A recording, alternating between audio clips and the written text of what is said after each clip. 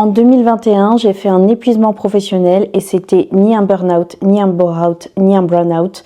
Donc pas lié à la charge de travail, pas de l'ennui et pas une perte de sens. Et pourtant, mon corps a complètement lâché et je suis persuadée que ce type d'épuisement professionnel est courant. Donc aujourd'hui, je vous détaille les causes de cet épuisement professionnel et qu'est-ce qu'il aurait fallu faire pour ne pas que ça arrive.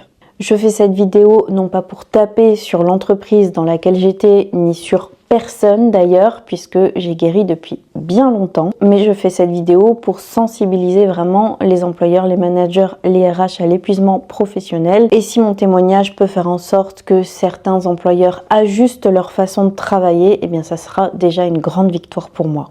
Je suis rentrée dans l'entreprise en 2019, j'ai été ébauchée dans une ESN en tant que business analyst. Donc rapidement, ESN ça veut dire entreprise de services du numérique. En gros, c'est une société experte du domaine des nouvelles technologies et de l'informatique. Et rapidement, business analyst e-commerce, vous allez voir un client qui veut faire un site internet ou qui veut refaire son site internet, vous allez prendre le besoin client et en fait vous allez faire en sorte avec les développeurs de construire ce site de A à Z. J'y suis restée 3 ans et en gros ça a été 1 an et demi de bonheur et 1 an et demi de descente aux enfers. Donc je vous mettrai les points positifs et les points négatifs pour que vous compreniez bien comment mon épuisement professionnel est arrivé. Pour poser le contexte, avant j'étais responsable e-commerce et plusieurs boîtes, plusieurs ESN m'ont chassée. À la fin, il ne restait que 2 boîtes où je me suis dit allez go, je vais dans l'une des 2. La première, en fait, elle savait exactement la mission et le client, c'était pour une mission dans la banque. Et l'autre me proposait en fait juste de rentrer sans une mission particulière et ils m'ont dit écoute, on a une vingtaine de missions dans le pipe, toutes dans le luxe, donc tu pourras choisir vraiment la mission qui te plaît le plus. Moi, j'ai toujours travaillé dans le retail ou le luxe, donc forcément, la deuxième option me plaisait plus, le fait de choisir et le fait que toutes ou quasiment étaient dans le luxe. Voilà, je m'orientais plus vers la deuxième, même si la deuxième me proposait un salaire moins élevé que la première. Et il faut savoir que j'ai négocié un salaire et ils ont négocié à fond pour baisser le salaire. Mais je me suis dit, ok, je préfère être heureuse dans mon taf, donc je choisis quand même la deuxième. J'arrive dans la boîte et là, on me dit, bah Laura, tu seras sur telle mission. Alors ok, mais alors moi on m'avait dit en entretien que je pouvais choisir ma mission parmi une vingtaine de missions. J'arrive et en fait on me met sur une mission particulière. Il s'avère que j'étais très contente de la mission, j'étais très contente du client, donc je leur ai dit bah, pas de souci, moi ça me va très bien. Par contre c'est pas ce qu'on m'avait dit en entretien. Donc attention, pour moi c'est comme un contrat moral. On a beau me dire qu'en ESN, mes collègues me disent en ESN ça se passe pas comme ça. Moi c'est pas ce qu'on m'a dit lors de l'entretien. Je ne viens pas du monde de l'ESN. J'étais responsable e-commerce auparavant. Donc moi on me dit quelque chose, je m'attends à ce que ça soit le cas quand j'arrive. Moi je suis quelqu'un qui dit les choses, en plus qui communique. Donc j'en parle à mon manager, je lui dis écoute, je suis très contente de la mission, par contre c'est pas ce que tu m'avais dit en entretien, je sais même plus si c'était lui ou le RH qui me l'avait dit, mais bref, je m'attends à ce que après cette mission, on me demande mon avis pour la prochaine. Je vous donne cette information qui est très importante pour la suite. Suite à ce petit début un peu chiant, écoutez, ça s'est très bien passé pendant plus d'1 an. Vraiment tout se passait très bien, il y a eu des hauts et des bas, mais comme dans n'importe quel métier, mais globalement ça se passait très bien avec mes collègues. J'avais un manager hyper sympa et pas du tout en micromanagement, enfin voilà, très ouvert, très sympa. Je m'entendais hyper bien avec mon client. Je me plaisais dans mon taf, j'aimais ce que je faisais, je me sentais utile. Enfin vraiment, tout allait bien, même s'il y avait des bas et je vais même pas en parler parce que voilà, pour moi c'est normal qu'il y ait des hauts et des bas dans son travail et donc ça ne rentre même pas en compte dans les causes de mon épuisement professionnel. Donc vous voyez, je vous en parle même pas et je vais même pas le noter. Mais globalement, pendant plus d'1 an, ça s'est très bien passé. Et c'est en mars 2020 qu'il y a eu 3 déclencheurs à mon mal-être. Le changement de direction, Le Covid, le changement de mission. On a eu des oui-dire comme quoi le N+2 était remplacé et au début il y avait une femme qui venait dans l'open space, qui arrivait, qui nous disait même pas bonjour, qui se présentait pas, etc. Et au bout de quelques semaines, on s'est rendu compte que cette femme c'était notre nouvelle N+2. Ça les gars, c'était un red flag d'entrée de jeu. Une personne qui ne considère même pas les membres de son équipe, ça ne peut être qu'un red flag. Le Covid est arrivé et on nous a demandé de poser tous nos RTT d'un coup. Alors ça a choqué tout le monde, mais j'ai envie de vous dire, à circonstances exceptionnelles, décision exceptionnelle, ok, voilà. C'était chiant, mais je comprenais la décision. Je vous donne des infos, mais j'y reviendrai après. Ma mission trop cool s'est arrêtée et là, on ne m'a pas demandé mon avis pour la mission suivante. Mais encore une fois, à circonstances exceptionnelles, plein Covid, on était tous paniqués. Je comprends totalement. Donc, on m'a proposé de monter en compétence sur une autre solution et d'être business analyst en tant que spectatrice sur une mission. J'ai tout de suite accepté parce que d'une Covid, donc voilà, moi je préfère travailler plutôt que de ne rien faire. J'aime beaucoup apprendre, donc être spectatrice pour monter en compétence, c'était ok. Je voulais voir un autre secteur, enfin bref, j'ai dit oui tout de suite. Il s'avère que la mission s'est très très mal passée. Alors pas pour moi, parce que voilà, comme je vous le disais, j'étais spectatrice, mais pour les gens qui étaient investis dans la mission, ils étaient tous, quasiment tous en burn-out, arrêt maladie, etc. Vraiment, c'était le chaos de l'intérieur. J'ai vu ça et j'ai eu la chance, moi, de ne pas être trop impactée. Et je suis sortie assez rapidement de cette mission. Important pour la suite. Juste après, j'ai bossé plusieurs semaines sur une certification de cette nouvelle solution que mon boss voulait que j'obtienne et que j'ai obtenue. En août, ils nous ont imposé 2 semaines ou 3 semaines, je ne sais plus, de vacances imposées à cause du Covid. Encore une fois, chiant, mais ok. Juste après, un nouveau commercial arrive dans la boîte et outre les propos complètement sexistes et misogynes, je vous passe les détails, mais ce commercial commence à me proposer des missions qui n'avaient rien à voir avec mon taf, qui était business analyst, je vous le rappelle, du type responsable emailing, envoyer des emails marketing pour un client. Rien à voir avec ce que je faisais. Ou encore testeuse. Voilà, encore une fois, c'est pas mon métier, mais vas-y, je suis corpo, période Covid, donc allons-y. Moi, je préfère travailler plutôt que d'être en intermission, alors que la boîte potentiellement est en difficulté financière. Donc je dis, why not faire l'entretien pour être testeuse? Allons-y. Me voilà en train de faire un entretien collectif pour être testeuse pour un client. Et sans grande surprise, j'arrive à moins bien répondre que la nana qui était avec moi en entretien parce qu'elle était testeuse et pas moi. Jusque-là, rien d'anormal. Le lendemain, je reçois un appel de mon boss en furie. « Ouais Laura, on me dit que tu sabotes les entretiens, c'est vraiment pas la période, on est tous sous pression, vraiment tu nous aides pas. » Pardon ?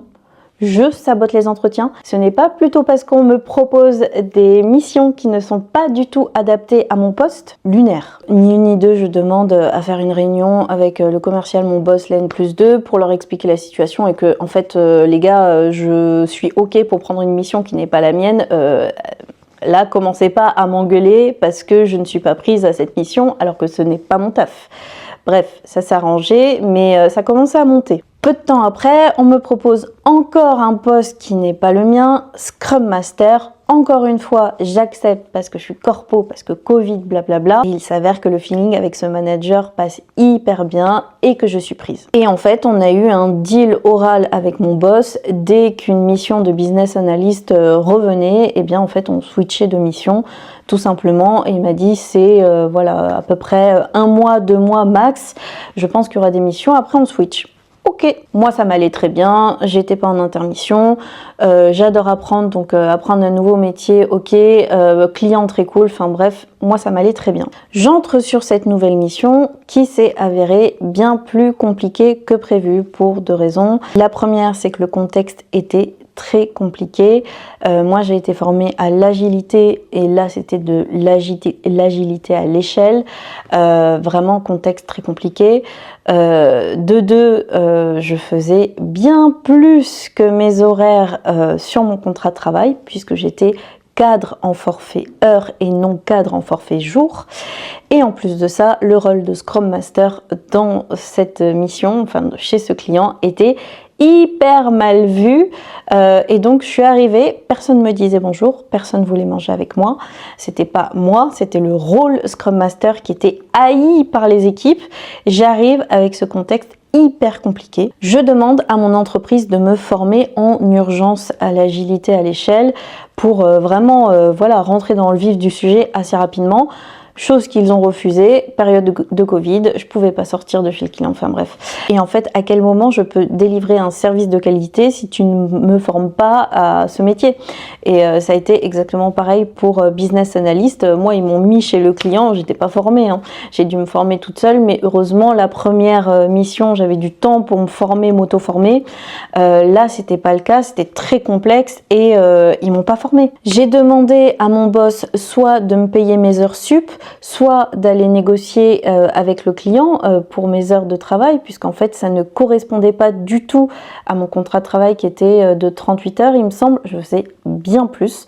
Et donc mon manager me disait c'est au commercial de gérer, le commercial me disait non, c'est à ton manager de gérer. Et en fait voilà, ça faisait ping-pong et en fait ils m'ont complètement laissé seule sur ce sujet, alors que de base on n'a pas trop le droit de parler de ça avec le client. Et par chance, les 3 problématiques, j'ai réussi à les résoudre seule et grâce à mon manager aussi chez le client. D'ailleurs, ce manager est un coup de cœur professionnel. Je pense que c'est le meilleur manager que j'ai eu de ma vie. Par la communication, j'ai réussi à faire en sorte que les équipes m'apprécient et apprécient mon travail. Et donc, je suis arrivée, tout le monde haïssait le poste de Scrum Master et à la fin, ça allait vraiment beaucoup mieux. Niveau horaire de travail, pareil, j'ai dit à mon manager chez le client, je lui ai expliqué la situation et il m'a dit ok, on met tout en place. Je lui ai proposé des alternatives et il a dit oui à tout. Et pour la montée de compétences, ben, je me suis auto-formée, j'ai demandé aux gens, je me suis débrouillée. Heureusement que je suis extravertie et débrouillarde parce que sinon ça aurait été la merde. Et voilà, mais au début j'avais une grosse charge de travail et beaucoup de réunions et en fait ça s'est compliqué au 2e confinement puisque j'habite dans un appartement parisien, sans bureau. J'avais juste une table à manger, sauf qu'on est 2, mon copain et moi, on était tout le temps en réunion. Et donc, ce qui voulait dire que 50% du temps, on était sur le lit, avachi, puisqu'en fait, on n'avait pas de 2e table. Mon super manager chez le client m'appelait toutes les semaines pour savoir comment ça allait, si je travaillais dans des bonnes conditions. C'est le premier qui m'a dit écoute, si tu trouves un endroit où travailler ailleurs, mais vas-y, pars, c'est le principal que tu sois bien. Et d'ailleurs, entre parenthèses, mon manager, mon vrai manager ne m'a pas appelé une seule fois durant le Covid pour savoir comment j'allais, voilà, parenthèse fermée. Et donc, on trouve une maison d'amis à la campagne qui avait, je crois, 5 bureaux, incroyable. Donc maison avec bureau, avec jardin. Moi, il faut savoir que mon appartement est sans lumière. Pendant le confinement, c'est très compliqué. On n'a pas de lumière directe. Et donc, c'était vraiment l'idéal pour nous. Et donc, on fait nos valises, etc. On décide de partir pour mieux travailler. Et la veille de mon départ, voilà, j'ai voulu avertir mon manager en disant écoute, je pars, on a trouvé une maison pour travailler. Là, mon boss me répond non, je préfère que tu restes là au cas où. Mais au cas où quoi, frère? On est confinés. Et l'un dans l'autre, ça m'a stressée, je suis pas partie. Voilà, quand le premier manager me disait de partir pour bien travailler, pour être mieux, et ben l'autre manager ne m'a même pas demandé pourquoi, ne m'a même pas posé la question pourquoi je voulais aller travailler en dehors de Paris. Incroyable, j'ai demandé un réhausseur de PC qui coûte genre 30 balles sur Amazon, ça a été toute une histoire pour l'avoir. Enfin vraiment, j'ai dû les menacer de leur renvoyer mes factures d'ostéopathie pour qu'ils acceptent. Enfin, lunaire. Là déjà la moutarde commençait à monter, vous voyez. J'ai appris à peu près au même moment que tous mes collègues étaient payés entre 15 et 30 K de plus que moi. Voilà. Alors, souvenez-vous, au début, je vous disais qu'ils avaient négocié mes prétentions salariales comme des bâtards. Et il faut savoir que mon équipe était principalement masculine, 95%. Donc là, je commençais à partir en furie. Je demande à voir mon boss qui m'explique que voilà pourquoi je suis moins payée qu'eux. Déjà, il savait pas où se mettre. Et il commence à me dire, ben voilà, tes collègues, ils sont ingénieurs et toi non. Alors soit, je comprends que le diplôme vaille quelque chose, je comprends aussi que l'expérience vaille quelque chose, mais tu veux des arguments, bah, je t'en donne. Moi je suis sur 3 solutions quand tous mes collègues sont sur une solution, je parle anglais quand la moitié de mes collègues ne parlent pas anglais, j'ai été responsable e-commerce, ce qui veut dire que je comprends le besoin client bien plus que n'importe qui ici, et des arguments je t'en donne, je comprends qu'il y a un écart de salaire, mais 30K je comprends pas. En fait, typiquement, moi, ce qui me dérangeait, c'est plus qu'ils aient négocié mes prétentions salariales comme des bâtards, plus qu'autre chose.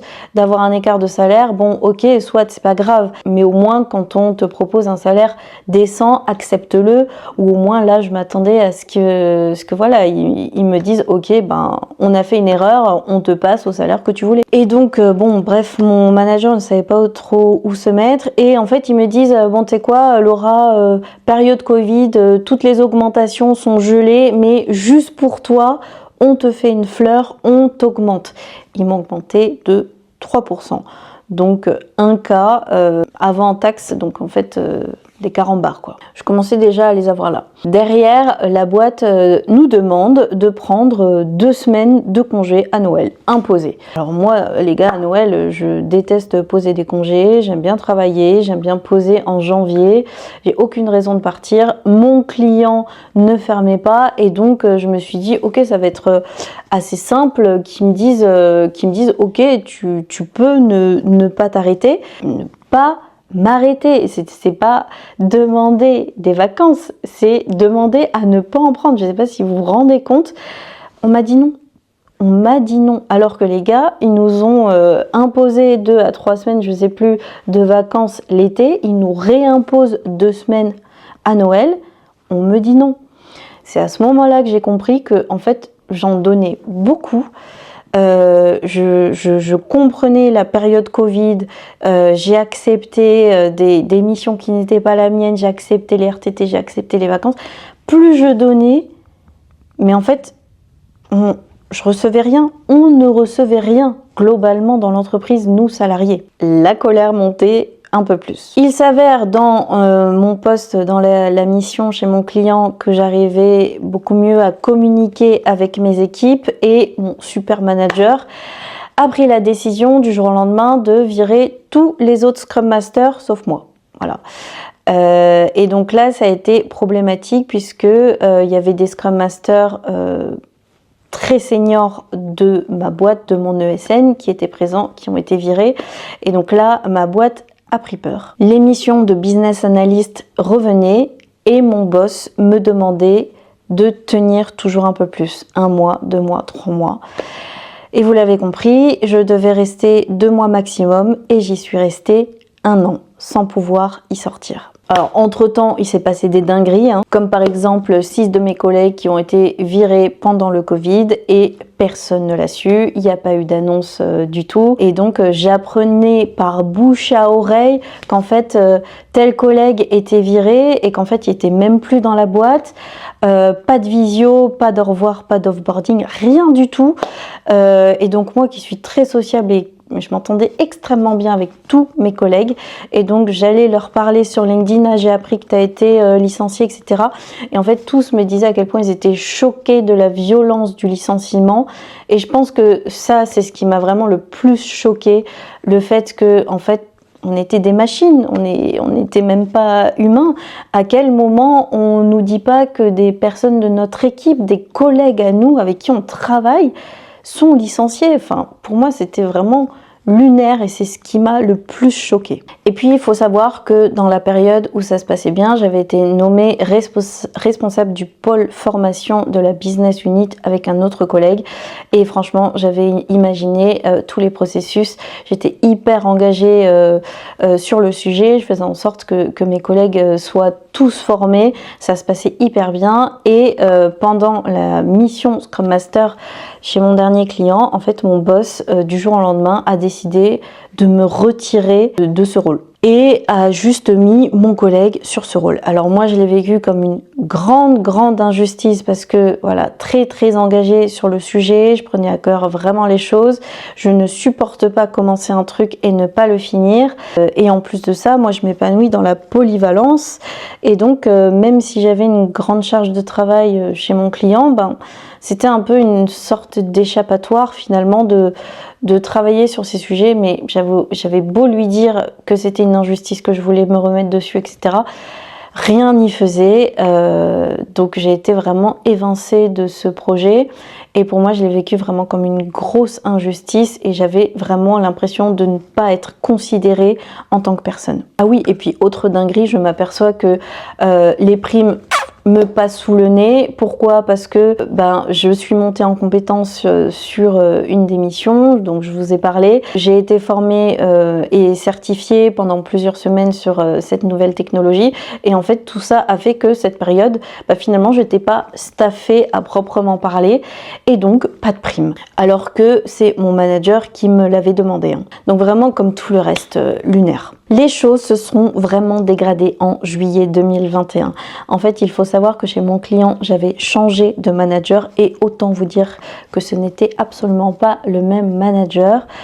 Moi, en tant que Scrum Master, j'ai été payée pour que mes équipes soient productives et donc s'il y a des décisions que je trouve injustes et je teste et je vois qu'en fait ça impacte la productivité de mon équipe, c'est mon taf de remonter au management que ça ne marche pas et donc j'y vais pas par quatre chemins, je m'oppose à cette directive parce que en fait c'est mon taf. Et donc ce nouveau manager m'avoue que je suis l'une des meilleures Scrum Master à ses yeux, mais que je ne vais absolument pas assez dans son sens et que ça lui pose problème.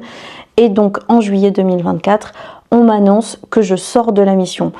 Moi j'étais très contente, ça faisait quasiment un an que j'étais là-bas et donc très contente de finir. J'adorais mes collègues, ça s'était super bien passé finalement, mais voilà, contente de revenir sur un poste de business analyst finalement. Là mon boss qui m'appelle, le boss de l'ESN et qui me dit: Laura, j'ai une super nouvelle, c'est bon, tu vas pouvoir redevenir business analyst, on te met sur ton ancienne mission, donc la mission de mars 2020, la mission où tout le monde a fini en burn-out. Donc là, j'ai dit no way, non, je dis non. Et il faut savoir que la plus grosse problématique là-dedans, c'est que 95% du temps, je ne m'adressais pas directement à mon N+1, à mon manager. Je m'adressais à ce qu'on appelait des télé-RH. Donc des télé-RH, ce sont des collègues qui font le pont entre le manager et toi. Et donc ce sont des collègues qui n'ont aucune formation en RH ni en management et qui surtout n'ont aucune marge de manœuvre.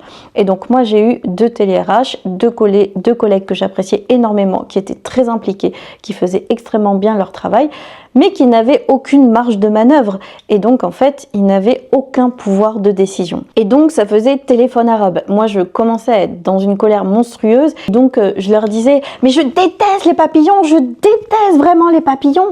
Et le télé-RH allait dire à mon manager: Laura n'aime pas trop les papillons. Et donc le manager qui disait: ah bah c'est bon, ça va, elle aime pas trop les papillons, mais ça ira. Alors qu'en fait j'étais dans une colère monstrueuse et je disais au télé-RH à quel point j'aimais pas les papillons. Enfin vous voyez, j'image le truc, mais ça faisait vraiment téléphone arabe, c'était catastrophique. Le niveau de communication était catastrophique. Et donc mon télé-RH de l'époque me disait: bon bah Laura, tu seras sur telle mission. Je disais: mais non, en fait j'ai déjà dit non et je te redis non. Et il me dit: ok. Et donc 3 jours après il me disait: bah tu sais Laura, en fait ils t'ont quand même mis sur la mission. Je dis: mais non. Et ça au moins 4, 5, 6 fois peut-être, et j'apprenais des jours après que en fait, quoi que je dise, pour eux, il n'y avait que moi qui pouvais faire cette mission, et donc en fait, ça ne pouvait pas être autrement. Mais non les gars, en fait, je suis rentrée dans l'entreprise parce que vous m'avez dit que je pouvais choisir ma mission. Ça fait presque 3 ans que je ne la choisis pas. Vous me proposez une mission où tout le monde était en burn-out. Je tire sur la corde depuis 1 an et demi chez ce client, sur cette mission qui n'est pas la mienne. Non, c'est juste non. Le jour de mon départ chez mon client, et la veille de mes vacances, du coup, j'écris un mail à mon manager, le nouveau manager, puisque mon manager avait démissionné, et mon télé-RH. 3 personnes dans l'email avec écrit noir sur blanc, je suis en détresse psychologique liée au travail. Je n'accepte pas la mission que vous me proposez pour telle et telle raison. Il y a ça qui ne vont pas depuis 1 an et demi. Tout ce que je vous raconte dans la vidéo, j'avais beau l'expliquer à l'oral, à mon télé-RH, etc. Ça ne passait pas. Écoute, j'écris un mail, je liste tout et je dis voilà pourquoi je n'accepte pas la mission. Néanmoins, je suis prête à prendre n'importe quelle autre mission de business analyst qui va me faire grandir sur cette... Enfin bref, blablabla. Je ne veux juste pas être sur cette mission où tout le monde était en burn-out et où mes collègues actuels qui ont été sur cette mission me disent de ne pas y aller. Enfin, voilà. Je pars en vacances, la boule au ventre.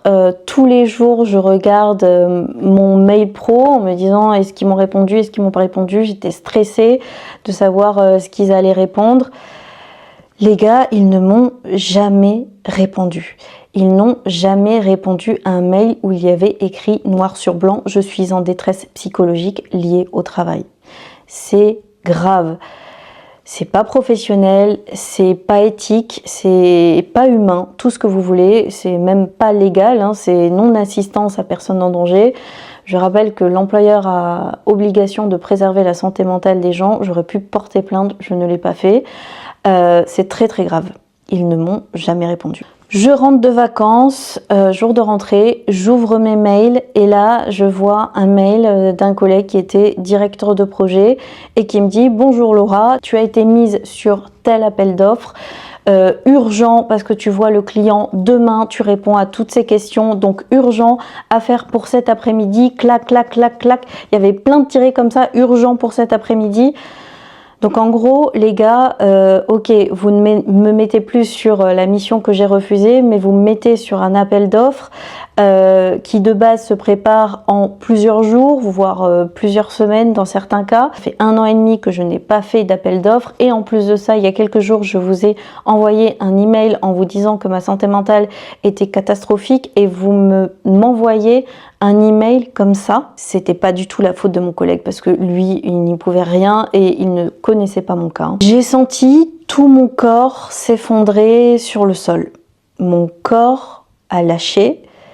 J'ai commencé à pleurer toutes les larmes de mon corps sans pouvoir m'arrêter, sachant que je suis quelqu'un qui ne pleure jamais, surtout pour le taf.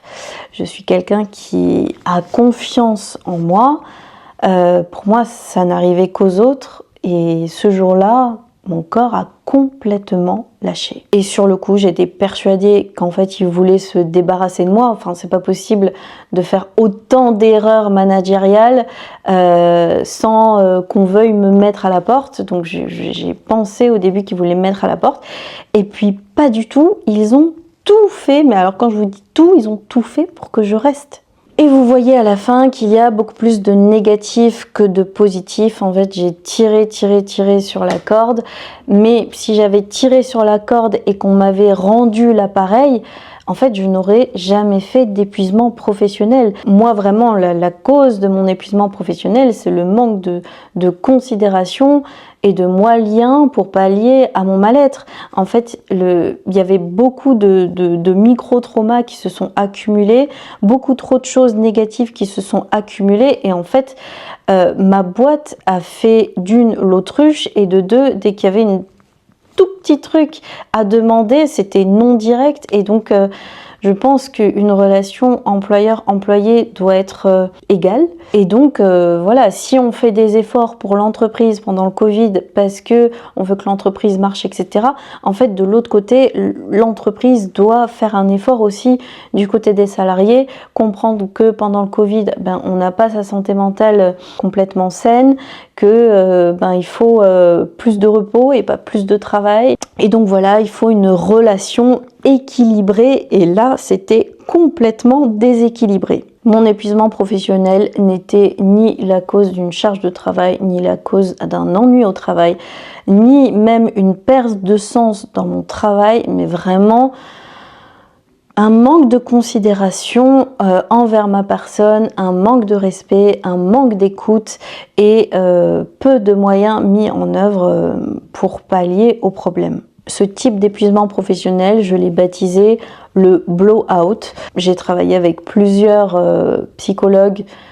qui m'ont avoué qu'il manquait sûrement un terme dans l'épuisement professionnel.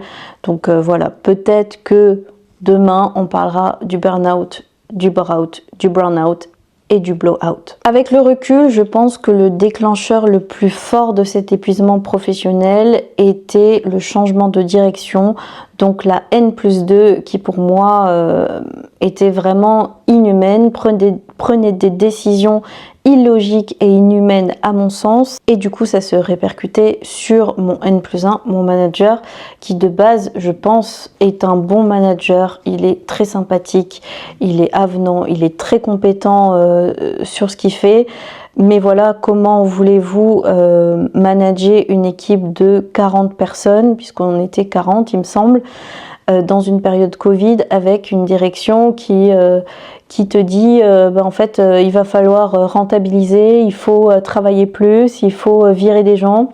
Et donc je pense, c'est ma propre analyse, je pense que mon propre manager n'était pas très bien lui non plus. Et d'ailleurs c'est peut-être pour ça qu'il est parti, avant moi d'ailleurs. Et donc quand on n'est pas bien, eh bien la première conséquence c'est une perte d'empathie. Et donc la perte d'empathie, ça veut dire qu'on ne comprend pas bien les problématiques et les besoins de la personne en face. Et donc voilà, pour moi, s'il n'y avait pas eu ce changement de direction, peut-être que je n'aurais pas fait d'épuisement professionnel. Et à minima, quand on dirige une équipe de 40 personnes, pour moi il faut à minima mettre un binôme de manager, une personne compétente sur son sujet, un expert de son sujet, et une personne compétente sur les relations humaines et qui va vraiment apporter ce côté humain dont les équipes ont besoin. Je pourrais vous dire comment je suis partie d'ailleurs. J'ai même voulu voir le DG de la boîte pour lui expliquer la situation. Mais bref, je suis partie et je pense 90% de l'équipe a démissionné dans le mois qui a suivi ma propre démission. Mais ils étaient plus que 3 pèlerins dans toute l'équipe, dont le manager, le second manager est aussi parti. Enfin, à un moment donné, il y a un problème. Donc vous voyez que la responsabilisation du bien-être et du mal-être, on dit toujours, elle est souvent sur la personne. Moi, dans mon cas, c'était très compliqué parce que moi je suis quelqu'un qui communique beaucoup, qui va dire les choses. J'ai essayé de le dire à l'oral, j'ai essayé de le dire à l'écrit, et donc là, moi, dans ma situation, c'est quasiment à 100% du côté de l'employeur de faire en sorte d'améliorer ma situation. Donc j'espère que cette vidéo vous aura un petit peu aidé, vous les employeurs, les managers, les RH. Je sais que votre situation n'est vraiment pas facile, que vous n'êtes pas accompagné aussi pour ne pas que vos équipes tombent en épuisement professionnel. Donc si ça peut un petit peu vous aider, eh ben, ça sera déjà ça de gagné. Dites-moi en commentaire ce que vous auriez fait vous. Si vous avez des suggestions, n'hésitez pas. Et je vous dis à bientôt. Cette vidéo est sponsorisée par WeTalk, qui est une plateforme d'accompagnement à la santé mentale. WeTalk propose des ateliers de sensibilisation et des accompagnements avec des coachs. Pour les accompagnements, je vous montre comment ça marche. Là, on est dans l'espace employé. Une fois que l'entreprise a acheté des crédits d'accompagnement, l'employé peut choisir son parcours thématique. L'accompagnement est 100% anonyme. Il y a plusieurs catégories et bien sûr, ils ont un parcours spécial épuisement professionnel. Le salarié peut alors choisir le coaching en groupe ou la parole en groupe pour libérer les émotions. Pour plus d'informations, rendez-vous sur wetalk.life, je vous mets le lien en description.